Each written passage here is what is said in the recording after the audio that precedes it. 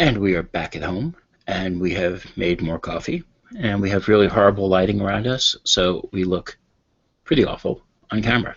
And you can see my screen and my glasses, which, yeah, I know, it's not a great thing, but I really can't see that well without them. So what we're going to do right now is, we mentioned in the car things like Pokemon types and battle types and modifiers, and for you guys who play a lot, you do know this already. For newer players or parents of players or just players getting into it, you are not going to know about this. And when Pokemon first started years and years ago, it was pretty simple. There were a couple of types. There were 150 Pokemon. You can keep track of all of it pretty well. It has since progressed, like progressed.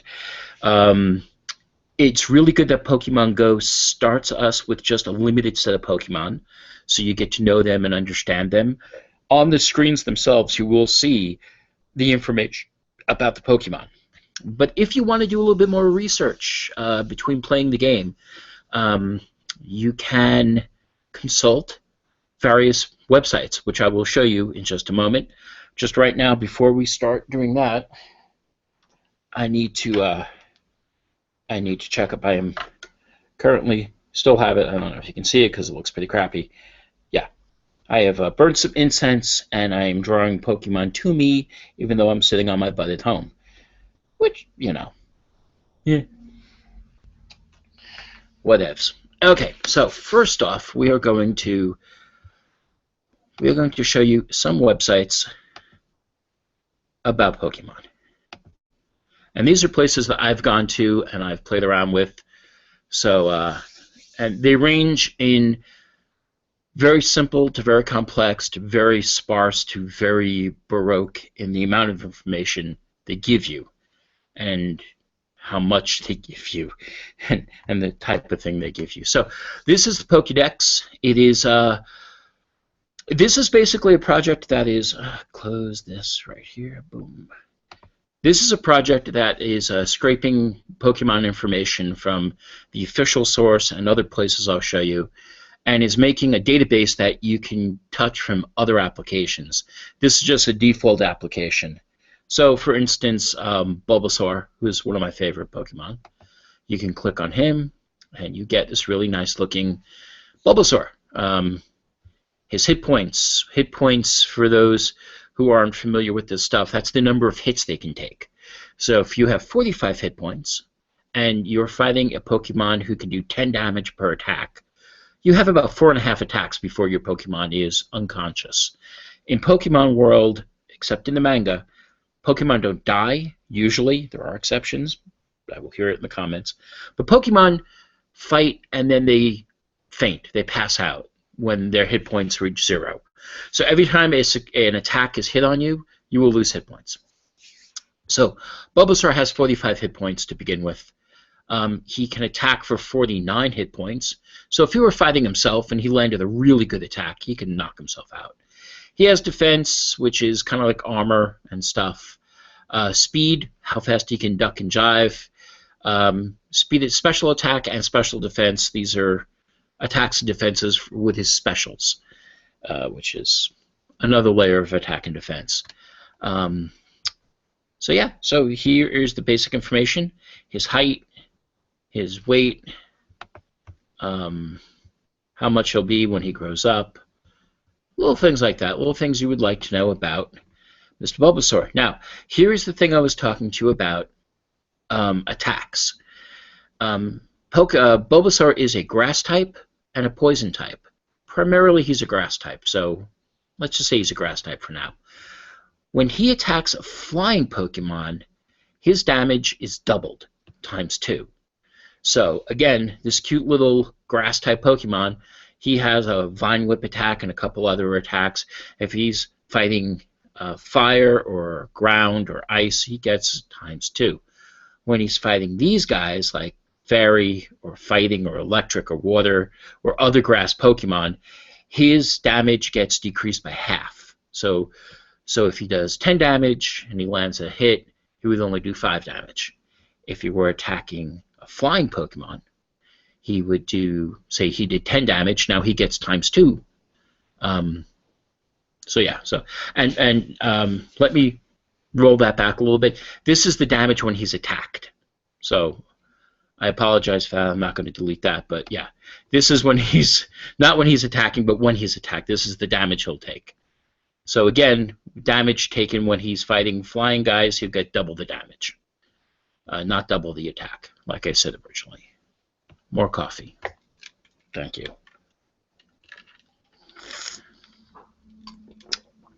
Ice cube and now not good when you're broadcasting. So again, my apologies, but this is damage when he's attacked. So if he's fighting a flying guy, he'll take double the damage, not double the attack. So yeah, don't fight flying Pokemon. They'll hurt you. This is the evolution of Bulbasaur. When Bulbasaur hits level 19 or 16, he will increase to this guy. You will notice on your Pokemon that when you attack, when you do something successful, he'll gain some experience points, and he'll level up, just like you're leveling up.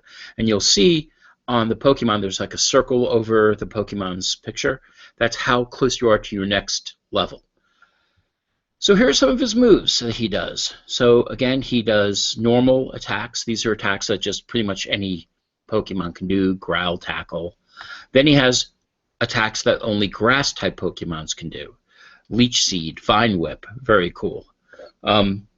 Because he's a poison Pokemon, and he's a little bit more expert, he can gain a Poison Powder attack. Pretty much only poison when he does. Machine moves, yeah, I don't want to get into that. That's a whole other thing. Tutor moves and egg moves are, again, other levels when he's fighting different. All you need to worry about right now are those natural moves. So that's pretty much it.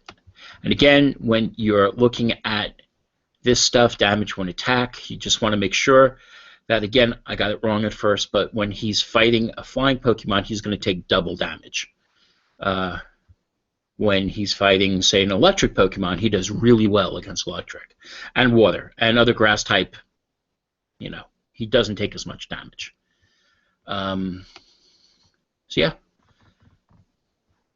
this is Bulbasaur, and this is the Pokédex. So this is one website you can go to. It's very nice. The guys who are making this so that you can take this whole thing and run it in your Android phone or your iOS phone or your own web server. It's very cool, but for what you just need to know right now is it's a quick one-stop shop for just grabbing Pokemon information. If you want to read more about them, definitely come here. This is their GitHub. They're very cool. Very easy to set up if you're so inclined, but just for basic stuff, this is the site you need to go to. The next site I want to show you is Bulbagarden. Bulbagarden is a Wikipedia. You've used Wikipedia, or if you haven't, you should. It's kind of a place to get information by topic. It's like a big encyclopedia, basically. But when you have a wiki form of encyclopedia, it means anyone can edit it. So if you got information that is missing or is different, you can go in and put an edit in. And by everyone adding a little bit, it gets better by everyone including their stuff. And there are people on these things that make sure there's no abuse going on. It's a social thing. It gets crazy sometimes. There are pros and cons to the Wikipedia concept of capturing data. I like it. Others don't. Live and let live. So the Bulbapedia is a place to go to get information on not just individual Pokemon, but the whole entire world of Pokemon. The anime, the manga, the playing card game, the computer games, the DS games. All of that is here on Pokemon Go. As you can see from the latest news, Pokemon Go has been released. So there you go. So if you are here and you say want to find out, let's take a look at Bulbasaur again. We'll go Bulbasaur. Am I spelling that right? I don't have any lights on right now, so Bulbasaur. And then you hit go. Here we come. And here you go. This is a little more detailed information on Bulbasaur, so that you can see not just attack and defense, but you can see things like his Japanese name and what type he is. Again, he is a grass poison type. He evolves into Ivysaur, starting at level 16, which then evolves into Venusaur, starting at level 32. Like I said in a previous video, evolution is a vital part of Pokemon, so if you have ethical problems about evolution, good luck. So yeah, here's some not just game information, but historical information. When he first appeared, different versions of Bulbasaur that appeared. But over here, this part of the screen, you're going to see the stuff that you're probably going to be looking for. His abilities, they tend to be predominantly male, which is weird. His hatching time, his height, his weight, evolution type, his body style, and the different generations. This is a very detailed view. Like I said, the game has evolved over the years, and with the evolution comes things like the biology of Bulbasaur. Yes, we can look at Pokemon not just as cute little anime creatures, but we can look at them as creatures with a taxonomy, with a biology, with a physiology. This entry lets us know that he's a quadruped. His skin color, his claw type, what happens at birth.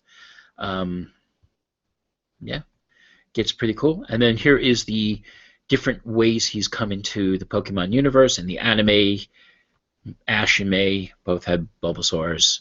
Sean is Bulbasaur. Minor appearances, they're all different appearances that he's made. Different Pokédex entries. And then in Pokemon, and then here's in the manga. This is cool. One of the first pictures of Bulbasaur from the mangas. So if you want to go back and look at the first ever or the different aspects of him. And then, of course, how he appears in Super Smash Brothers, because the world revolves around Super Smash Brothers. And then game data. More data than you will ever want to know about Bulbasaur. Yeah. It's massive. It is a massive thing. But if you are at all interested in Pokemon, or your kids are interested, or you are a kid and you want to get more information, so when your friends sit around talking about the relative values of an Ivysaur versus a Bulbasaur versus whatever, you will have this information, if not up here, then here, where you can get to it. So again, this is the base stats, his attack, his defense, different levels, what he gets. You don't need to know what he was Pokeathlon. And then in different games, what he's got. And here are his attacks at different points of his life. And more stats, and more stats, and more stats. Stats galore. Again, like I said, this game has evolved over the years, and it is a very rich environment that kids as young as 6 or 7 are playing this and picking this stuff up and learning taxonological ways of talking about Pokemon, the evolutions, the different families and types that they are. It's pretty amazing. Here's a really cute picture of their evolutions from Bulbasaur to Ivysaur to Venusaur. So, yes indeed. So this is Bulbapedia, and it has, like I say, probably the most detailed of all the places. It's maintained by the fans, so they keep it pretty cool. Yeah. The next one I want to show you is the official Pokemon website. This is Pokemon's, their official website. Got to keep caffeinating. Very important. So they have a Pokedex. So you go to their Pokedex, and it will take forever to load up. And then you can say, I want to search up. We'll stick to Bulbasaur here. Bulbasaur, right?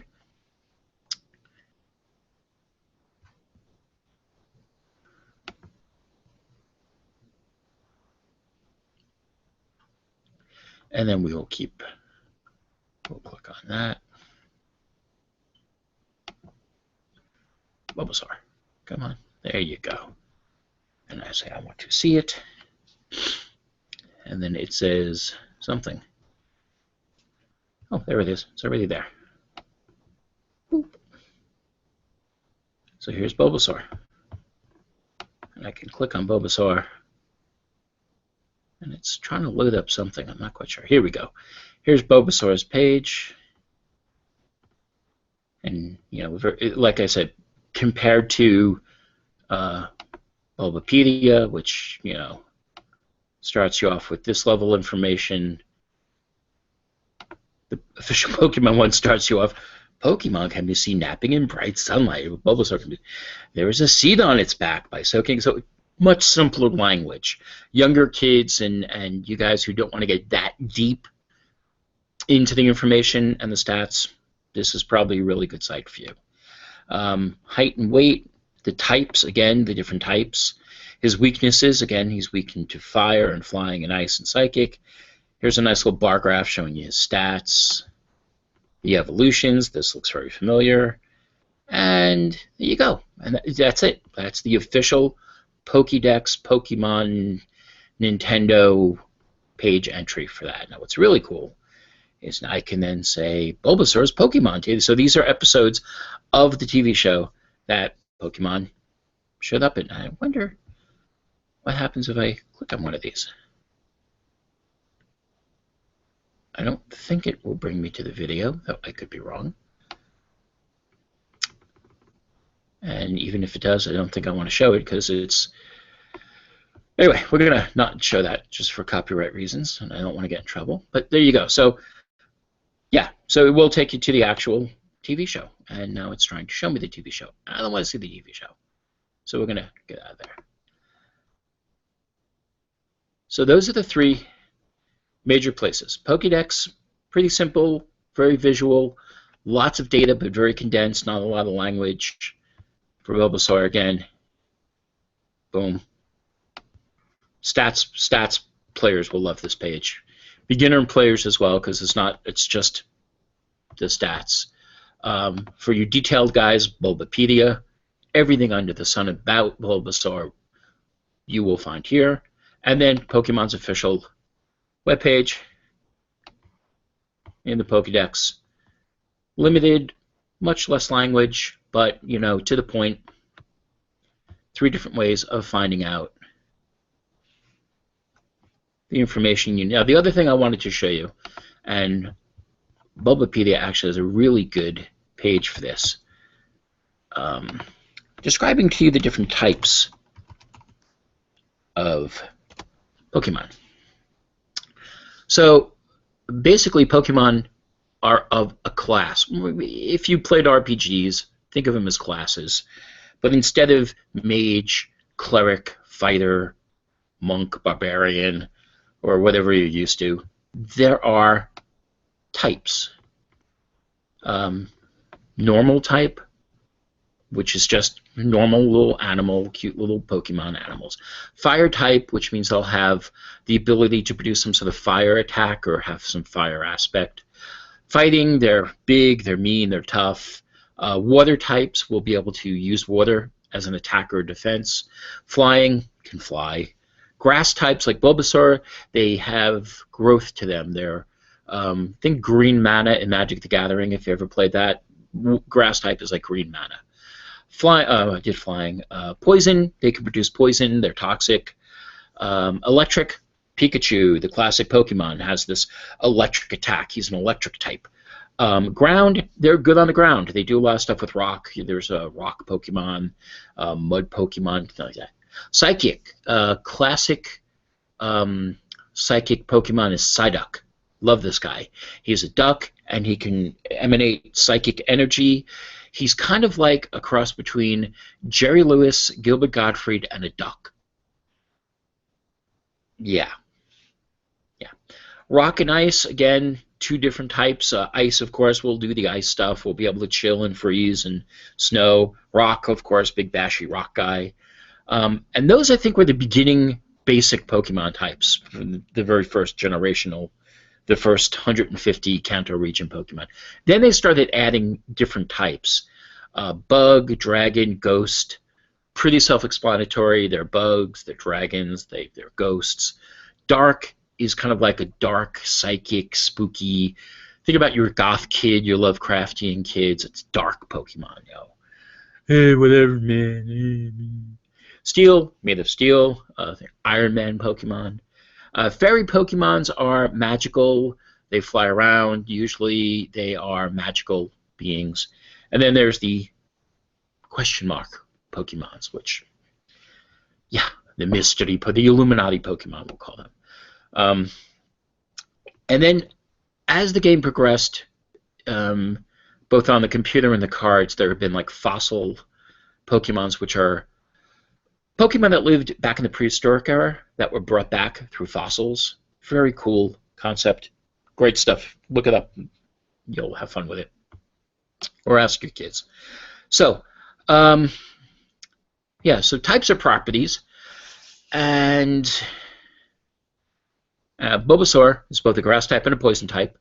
With the current 18-type system, there are 324 possible ways to assign Pokemon with 171 unique combinations. Yeah. That's how crazy this system gets. Like I said, it's a kid's game, supposedly, but it's a complex game as well. So, the thing I want to show you, because as you saw in the beginning of this video, I messed up on it. This is the attack defending thing. So, if a normal Pokemon, if a normal Pokemon is fighting a steel Pokemon, he will only do half damage to the steel Pokemon. If say in Bulbasaur's case, a grass Pokemon type is fighting a ground Pokemon, he would do twice the attack to the defender. Is that correct? Did I say that right? Yeah, he will do twice to this. So this is the attacker, and this is the defender. So if you're playing Pokemon Go, and you happen to have this chart handy, and all of a sudden a poison type comes up, and you need to know which Pokemon should you bring out. Well, you ideally do not want to bring out your fighting type or your poison type, because they'll only do half damage. You do want to look for a ground Pokemon, which would be good, or a psychic, because he does twice the damage. Yeah. So if you find yourself fighting a poison guy, you want to look at your Pokemon pool and see if you have a psychic or a ground. So using this chart, really cool way. I wish I had this years ago when I was playing the card game with my kids, because I always forgot. And it's written on the cards, but it's written in really tiny print. And, you know, if I'm not wearing these, yeah, I can't even read the big print. So this page right here, the type page, this will help you out when you're playing the Go game, or you're playing the card game, or you're playing on the computer or on the DS. This is a really good chart to keep in your lineup of things to have. And then it goes on to talk about the different types. Glitch type, very cool. Yeah. So I would suggest, as a little homework assignment, if you wanted to do this, is when you play Pokemon Go and you capture a new Pokemon, look at the information on the screen. It's pretty good. They got a lot of information.